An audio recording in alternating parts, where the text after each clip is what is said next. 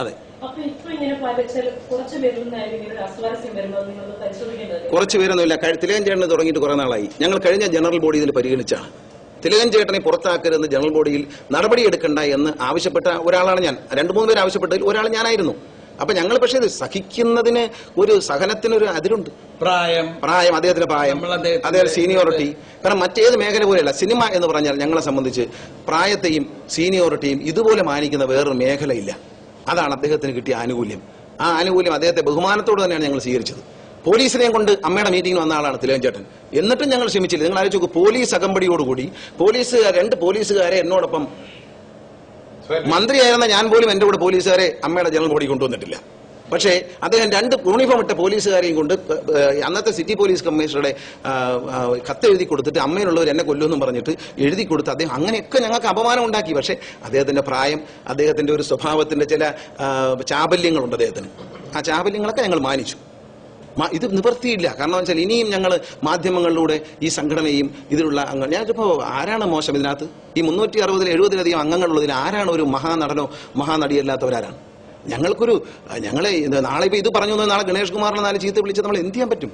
മാധ്യമങ്ങൾ, നിങ്ങൾ പലപ്പോഴും മാധ്യമങ്ങൾ ഞങ്ങളെ ക്ഷണിക്കാറുണ്ട്. ഞങ്ങൾ ചർച്ചയ്ക്ക് വരാതെന്ന് വെച്ചാൽ അദ്ദേഹത്തെ വേണ്ട, പോട്ടെ, സാരമില്ല, അദ്ദേഹത്തിന്റെ പ്രായത്തെ മാനിച്ച് അദ്ദേഹം പറഞ്ഞിട്ട് അദ്ദേഹത്തെക്കാൾ പ്രായവും സീനിയറിറ്റുള്ള മധുസാറ് ഇന്നിവിടെ ജീവിക്കുന്നുണ്ട് മലയാള സിനിമയിൽ. അമ്മയിലെ ഏറ്റവും നല്ല അംഗമാണ് മധുസാറ്. അദ്ദേഹത്തിന്റെ സംസാരത്തിലുള്ള അദ്ദേഹത്തിന്റെ പ്രകടമാക്കുന്ന അന്തസ്സും ആഭിജാത്യവും എല്ലാ ജനറൽ ബോഡിക്ക് വന്ന് അദ്ദേഹം ഫ്രണ്ടിലിരുന്ന് അതിൽ പങ്കെടുത്തു പോകുന്ന അന്തസ്സും ആഭിജാത്യം കുറെ പോലെ അദ്ദേഹം കിട്ടുന്ന സീറ്റിൽ അന്തസ്സും ആഭിജാത്യം പുലർത്തുന്ന അദ്ദേഹത്തെ പോലുള്ള മഹാനടന്മാര് അമ്മയിലുണ്ട്. അവരെയും ചേർത്തിട്ടാണ് അവരെ അപമാനിക്കുന്നത്. അവരെയും ചേർത്തിട്ടാണ്. മധുസാറിനെ പോലെ എല്ലാ രംഗത്തും കഴിവ് തെളിയിച്ച മഹാനടന്മാര് ഉണ്ട് അമ്മയിൽ.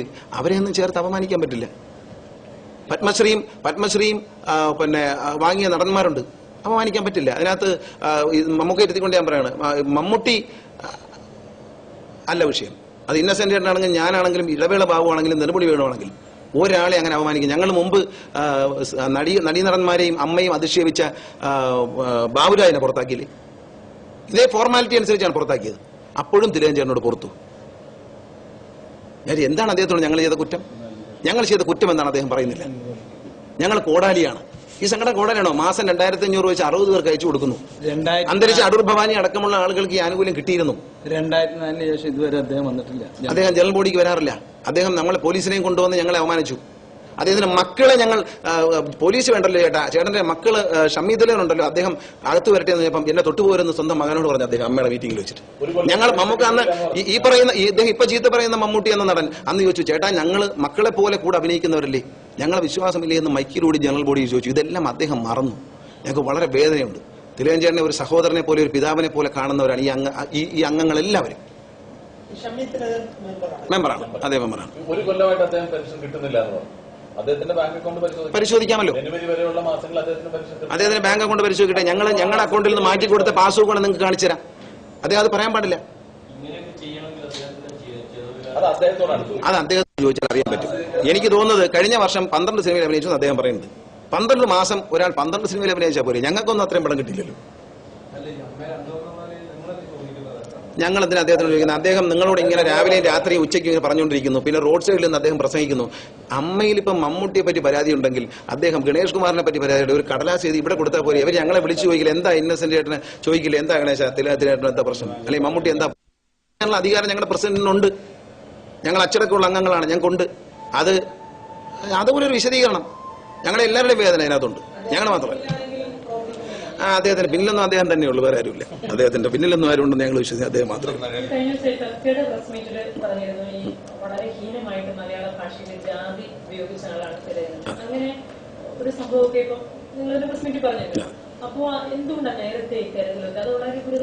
ഇതൊക്കെ ഞങ്ങൾ ജനറൽ ബോഡി യോഗത്തിൽ കഥ കടച്ച് അദ്ദേഹത്തോട് സംസാരിച്ചിട്ടുണ്ട്. വളരെ സ്നേഹത്തോടെ പറഞ്ഞിട്ടുണ്ട്. ഞങ്ങൾക്ക് അഭിമാനക്കാരില്ലേ? ഞങ്ങൾ ഒരുപാട് ആനുകൂല്യം കൊടുത്തിട്ടുണ്ട്. പ്രായവും അവർക്ക് സീനിയോറിറ്റി എല്ലാം ബഹുമാനിച്ചിട്ട് പോട്ടെ. തിലകൻ പറയുന്നത് സാരമില്ല. വ്യക്തിപരമായി ഒരുപാട് ആനുകൂല്യം കൊടുത്തു. ഞങ്ങളിൽ പല സിദ്ദിഖ് അടക്കമുള്ള ആളുകൾ വ്യക്തിപരമായി അദ്ദേഹത്തിന്റെ വീട്ടിൽ പോയി സ്നേഹബുദ്ധിയാ സംസാരിച്ചിട്ടുണ്ട്. പലപ്പോഴും വളരെ വ്യക്തിപരമായിട്ട് അദ്ദേഹം ഈ അടുത്ത ദിവസം പോലും 2 മണിക്കൂറോളം സിദ്ദിഖ് അദ്ദേഹത്തോട് ഫോണിലൂടെ വളരെ സ്നേഹത്തോടെ ചേട്ടാ അങ്ങനല്ല ഏട്ടാ എന്നൊക്കെ പറഞ്ഞ് മനസ്സിലാക്കാൻ ശ്രമിക്കുന്നു. പക്ഷെ എന്ത് ചെയ്യാൻ? അദ്ദേഹം തൃശൂർ റൗണ്ടിൽ പോയിട്ട് തൃശൂർ കോർപ്പറേഷൻ മേയർ എന്ത് കുറ്റം ചെയ്തു? എന്തിന്? അമ്മ നിൽക്കാൻ അദ്ദേഹം ആവശ്യപ്പെട്ടോ? അമ്മ നിൽക്കാൻ അദ്ദേഹം ടി വിയിലൂടെയാണ് ആവശ്യപ്പെടുന്നത്. അദ്ദേഹം അമ്മ നിൽക്കണമെന്ന് ടി വി കൂടെയാണ് ആവശ്യപ്പെടുന്നത്. അദ്ദേഹം അമ്മയുടെ പ്രസിഡന്റിന് കത്തെഴുതി ആവശ്യപ്പെടണം. എന്നെ ഇങ്ങനെ എല്ലാവരോടും ഒറ്റപ്പെടുത്താൻ ശ്രമിക്കുന്നതാണ് എനിക്ക് തോന്നുന്നു. എൻ്റെ ഒരു തെളിവൊന്നുമില്ല, എന്നാൽ പോലും അമ്മ എന്നെ നിലപാട്. മാള അരവിന്ദൻ ഒരു കത്തയച്ചു. അദ്ദേഹത്തിന്റെ കാര്യത്തിൽ ഫെഫ്കയുമായി സംസാരിക്കാൻ ഞങ്ങൾ തീരുമാനിച്ചു. മാള അരവിന്ദൻ ഇക്കാര്യത്തിൽ ഞങ്ങൾ ഫെഫ്കയായിട്ട് സംസാരിക്കുക, അങ്ങനെ പ്രശ്നമുണ്ടെങ്കിൽ പരിഹരിക്കാമെന്ന് അദ്ദേഹത്തിന് കത്തിന് മറുപടി കൊടുക്കാൻ ഇന്നത്തെ എക്സിക്യൂട്ടീവ് കമ്മിറ്റി തീരുമാനിച്ചിട്ടുണ്ട്. ഇതേ എക്സിക്യൂട്ടീവ് കമ്മിറ്റി അത് മാള അരവിന്ദൻ അദ്ദേഹം സംഘടനാപരമായ അന്തസ് പുലർത്തുന്നു. അദ്ദേഹം അദ്ദേഹം പ്രായമാണല്ലേ, അദ്ദേഹം തിരുവഞ്ചേട്ടനേക്കാളും മുമ്പേ സിനിമ വന്നോളാം എന്റെ വിശ്വാസം. മാളച്ചേട്ടൻ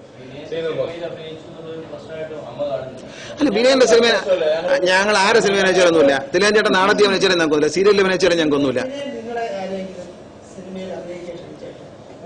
ആരാ വിനയനോ? ഞങ്ങളെ ക്ഷണിച്ചില്ല. ഞാൻ വിനയനോട് തിരുവനന്തപുരത്ത് നടന്ന ലേബർ മിനിസ്റ്റർ ക്ഷണിച്ചപ്പോ ഞാൻ പറഞ്ഞല്ലോ, തിലകൻ വിനയൻ ഞങ്ങളുടെ അടുത്ത് പറഞ്ഞില്ലേ, ഗണേഷ് കുമാർ അമ്മയുടെ vice president Ganesh Kumar labour മീറ്റിംഗിൽ വെച്ച് തിലകൻ സിനിമ എടുത്ത് അഭിനയിക്കാൻ ആളിനെ വിടാൻ കുഴപ്പമൊന്നുമില്ല. പിന്നെ എന്നോട് വ്യക്തിപരമായി അഭിനയിക്കാൻ പോകുന്ന ചോദിച്ചാൽ എനിക്ക് ഇഷ്ടമുണ്ടായി പോയാൽ മതി. ഞങ്ങൾ ആരോടും വിലക്കിയിട്ടില്ല. ഇല്ല, കഥ ഞാൻ തിലകൻ ചേട്ടൻ അഭിനയിക്കുന്ന റോളിൽ സായികുമാർ എന്ന് അഭിനയിക്കുന്ന പറയുമ്പോൾ അതിന്റെ അർത്ഥം എന്താണ്? രണ്ടുപേരും രണ്ട് പ്രായമല്ലേ. അപ്പൊ കഥാപാത്രം എഴുതി വന്നപ്പോൾ സായികുമാറിന് യോജിക്കുന്നതായി മാറി. തിലകൻ ചേട്ടൻ ഞാൻ ക്രിസ്ത്യൻ പ്രദേശ സിനിമയിൽ ഞാൻ ചോട്ടെ ആരോടാ പറയുന്നത്? ആരോട് പറയുന്നു? ഞാൻ മുമ്പേ പറഞ്ഞില്ലേ ചേട്ടാ, വർക്കൗട്ടായില്ല.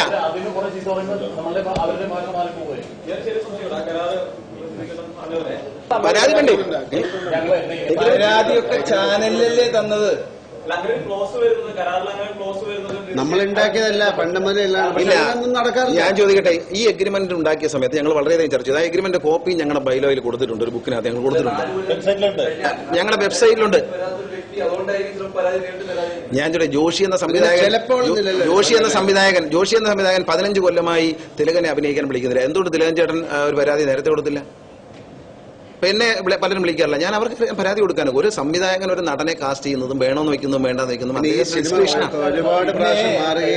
ഒരു കാര്യം. നമുക്കൊരു സിനിമ, ഒരാള് നമ്മളിപ്പോ സിനിമയിൽ വിളിച്ചു, അതിന് ശേഷം നമ്മളെ വേണ്ട എന്ന് വെച്ചു. വേണ്ട എന്ന് വെച്ചിട്ടുണ്ടെങ്കിൽ നമ്മൾ വേണ്ടെന്ന് തന്നെ വെക്കണം. നമ്മളും പറയണം എനിക്ക് വേണ്ട എന്ന് പറയണം. അതാണ് അതിന്റെ അന്തസ്. അല്ലാതെ നമ്മൾ എനിക്ക് അഭിനയിക്കണം എന്ന് പറഞ്ഞ് നടക്കാൻ പറ്റൂ. ഇതിലൊന്നാമത് സിനിമയിൽ ജാതിയില്ല. അത് ആദ്യം തിരുവനന്തപുരം എല്ലാവരും സിനിമയിൽ ഞങ്ങൾ ഇത്രയും പേര് ഞങ്ങൾക്ക് ജാതിയില്ല, ഞങ്ങൾക്ക് രാഷ്ട്രീയമില്ല, ഞങ്ങൾക്ക് അങ്ങനെ ഞങ്ങളെല്ലാവരും ഞങ്ങളൊരു കുടുംബമാണ്. ഞങ്ങൾക്ക് ജാതിയില്ല, രാഷ്ട്രീയമില്ല, ഞങ്ങൾക്ക് സംവരണവുമില്ല. അത് മനസ്സിലാക്കണം. അല്ല എനിക്ക് ഇന്ന സിനിമ ഗണേഷ് കുമാറിന്റെ 12 സിനിമ തന്നോണം എന്ന് എവിടെയും എഴുതി വെച്ചിട്ടില്ല. തന്നില്ലെങ്കിൽ എനിക്ക് ചോദിക്കാൻ പറ്റില്ല. കിട്ടിയില്ലെങ്കിൽ ഒരു പുരമയും കിട്ടിയില്ലെങ്കിൽ അഭിനയിക്കാൻ പറ്റത്തില്ല. എനിക്ക് എന്തെങ്കിലും പ്രൊട്ടക്ഷൻ ഉണ്ടോ? അല്ലെങ്കിൽ കോലം കേരളത്തിൽ ആദ്യം കത്തിച്ചത് തിലകൻ മമ്മൂട്ടി ഫാൻസ് അല്ലല്ലോ. അത് ഓരോരുത്തരുടെ വികാരമാണ്. കാരണം വെച്ചാൽ മലയാളികളായ നമ്മൾ കോലം കത്തിക്കൽ കാണുന്ന ആദ്യമായിട്ടാണോ? ഇവിടെ നാട് ഭരിക്കുന്ന പ്രധാനമന്ത്രിയുടെ കോലം കത്തിക്കും. ദിലീപിനെ കത്തിച്ചില്ലേ? ദിലീപിന്റെയും മമ്മൂക്കയുടെയും കത്തിച്ചില്ലേ? അന്ന് സിനിമ കോലം നമ്മുടെ ഡിസ്കഷൻ കഴിഞ്ഞു. അതല്ല അവരുടെ വികാരം എന്ന് പറയാൻ പറ്റും. അത് പണ്ട് മുതലുള്ള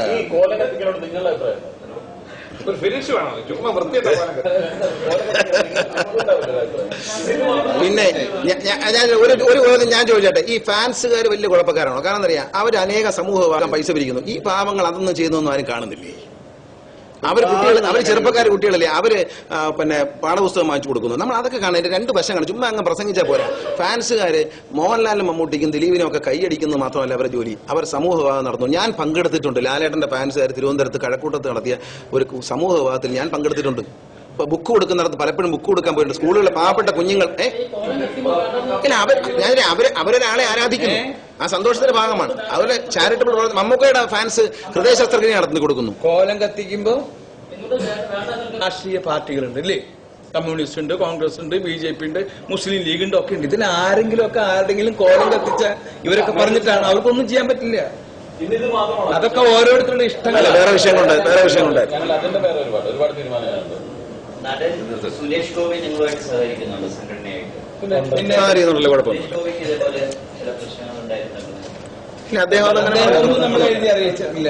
സിനിമ എടുത്തതിന് വളരെ പ്രധാനപ്പെട്ട റോൾ ചെയ്ത ആളല്ലേ സുരേഷ് ഗോപി. 2020 സുരേഷ് ഗോപി അല്ല, അതൊന്നും വ്യക്തമായിട്ടൊന്നും അദ്ദേഹം പറഞ്ഞിട്ടില്ല. അദ്ദേഹം അങ്ങനെ പറഞ്ഞില്ല. കാരണം അദ്ദേഹം 2020 അഭിനയിക്കില്ലല്ലോ. അദ്ദേഹം അമ്മയോട് സഹകരിക്കുന്ന സുരേഷ് ഗോപി അവൻ ഞങ്ങളെ സുരേഷ് ഗോപി അമ്മയിലെ ഒന്നാമത്തെ മെമ്പറും സുരേഷ് ഗോപി അമ്മയിലെ ഒന്നാമത്തെ മെമ്പറും ഞാൻ രണ്ടാമത്തെ അപേക്ഷകനും മണിയമ്പള രാജ് മൂന്നാമത്തെ അപേക്ഷകനും. സുരേഷ് ഗോപി അമ്മയുടെ ആള് തന്നെയാണ്.